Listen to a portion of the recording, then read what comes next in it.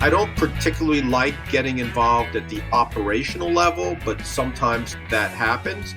But I tend to want to do that in areas where I have knowledge, where I can bring something other than just, I know about finance. So that's what I'll do.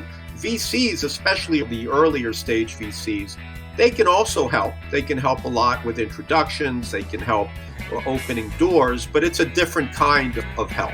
More institutional help, if you like. From the PodConX studios, high in the Rockies at the beautiful Beaver Creek Resort, it's the Raising Cannabis Capital Show. Today on MJ Bulls, we are continuing this year's Cannabis Investor Series, sponsored by 212 with angel investor Alain-banker. Alain, welcome to the show. Thanks, Dan. I'm glad you could join us today because you take the Cannabis Investor Series and you to it in a little different direction. Everybody that we've had up until now has been a cannabis VC, and you're an angel investor. So I thought maybe we'd get things started by asking you to explain the difference between an angel investor and a VC. Well, an angel investor is somebody that, first of all, is investing their own money. They tend to come in very early. Everybody has their own theory, but usually after family and friends, usually after you've set up a company and things are up and running, you've got some good ideas about where you're going to go, you're building your management team. So depending on where you want to call family and friends, either first money in or second money in behind family and friends. Mm-hmm. And then we'll stay involved until VCs really kick in. Today, VCs have tended to come lower and lower into the food chain, or earlier and earlier. And so there's VCs that are also early stage, but even they will usually come in either after or some of the smaller ones with angel investors. But the other difference is that VCs are managing other people's money and sometimes part of theirs as well. So they're a little bit more institutional. And with that comes taking more time, maybe just having a different approach. Angel investors come in all flavors, but they tend to be less institutional and able to make quicker decisions. That being said, a lot of angel investors, especially more professional investors, do pretty thorough due diligence. But at the end of the day, when you're a startup or a couple steps in, due diligence, you're just trying to make sure that everything is legit and everything is on the right track. Because usually these companies aren't been around a long time, but you just want to make sure that you're not getting into something that might be a little funky. Very diplomatic way of saying it. You mentioned professional angel investors, and I was just thinking, geez, that angel investor category, I mean, that is just such a broad statement. What's the difference between having somebody that does this day in and day out versus somebody that dabbles on the weekend? So just a little background. I got into this in the late 90s when the tech boom started happening. And I got together a couple of my friends and we created this organization called the New York Angels.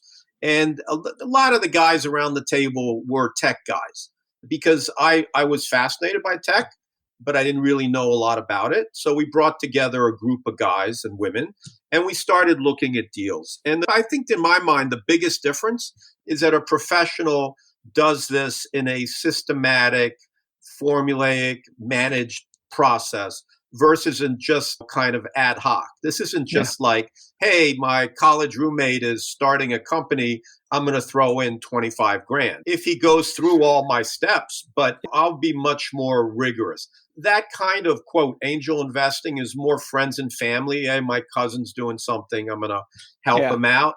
But my version of angel investing is that I'm part of a group called the New York Angels, although I do things a lot alone. New York Angels do not invest in cannabis, so all of my cannabis work has been alone. I was also at one time part of a group that is shifted a little bit, which is called ArcView. So that was also a professional angel group as one division of it was.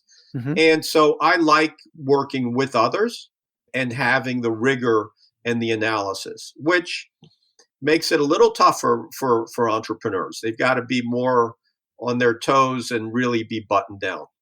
I think it's important though, because if they're going to bring on an angel investor, chances are they're going to have another maybe Series A and hopefully Series B and so on and so on. So Right. you might as well get your ducks in a row early on. And I've read in your bio that you like to be part of the organization. You like to roll up your sleeves and really provide the guidance, especially for a lot of these younger entrepreneurs. Is that pretty typical for most angel investors, that they actually want to roll up their sleeves versus the VCs who says, here's the money, let's go? Yes, many do. It's kind of across the board. And personally, myself, I don't only invest in cannabis. I invest in early stage companies and pretty much across the board.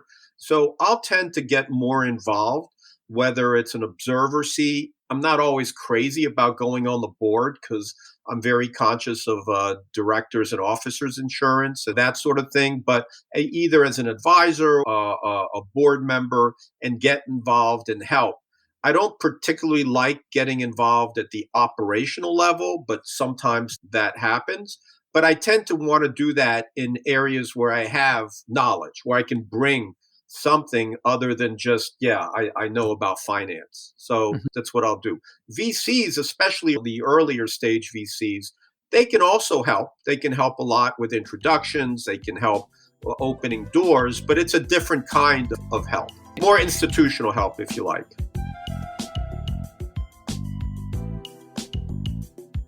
And entrepreneurs are good at what they do, but they're not good at everything. And like you said, if you can provide financial assistance or helping them work through the next round, all that stuff is super helpful, especially for early companies. There's one common misconception that I think people believe that angels usually do it by themselves. They're like lone wolves. But it's pretty common for one guy to be the lead and then invite a couple of his other friends in on the deal. Yeah, absolutely. Since the late 90s, when I started, I was one of the co founders of New York Angels. A lot of really, really good angel groups have popped up all over the country. So, wherever you are in the country, if you want to be an angel investor, there's probably an angel group in your area. I'm a member Mhm. in New York. I happen to live on Longboat Key outside of Sarasota. And Sure. we have an angel group here too. It's called Bridge Angels. And I'm a member of both. And I work with both. But my view is that it's always helpful having other people with you. When I see a company, even if it's in this industry, I know you always have a bias. You always have something you like, Yeah. something you don't like. Maybe it's based on your own business past experience. And it's great to have people that give you counter views and say, oh, yeah, you like that, but did you think of this? Or, oh, you don't like that, but look at this aspect. So I personally value the process. And at the New York Angels, everything is done in a group. The screening is done in a group. The what we call discovery, which is as we learn more about the company, that's done as a group. And then the due diligence is done as a group. It's often sometimes it's parsed out to, okay, you Mhm. call customers, you look at the technology, you do this, you do that, but then we all report back. Okay. And that's the way I like to work. And often people in these different angel groups will look and find deals. They'll source deals on their own and they'll bring them to the group.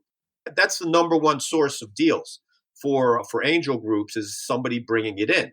So if you're looking for angel money, the best thing to do is to find somebody that's part of one of these groups and talk to them and then say, hey, this is what I'm interested in, and then see if they'll bring it in because it helps it keep efficient to go through the process.